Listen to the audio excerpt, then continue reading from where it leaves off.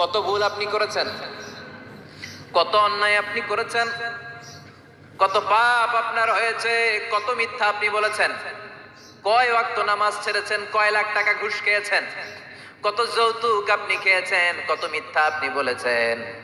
আপনার পাপ যত বড় হোক, যত বিশাল হোক, যত বেশি হোক, আল্লাহর দয়ার পরিসীমা তার চাইতেও বড়। আপনার পাপ, আপনার অন্যায়, আপনার জুলুমগুলো যদি হয় খালের পানির সমান, বিলের পানির সমান, আল্লাহর দয়া সাগরের পানির সমান। আপনার পাপ যদি হয় সাগরের পানির সমান, আল্লাহর দয়া মহাসাগরের পানির সমান।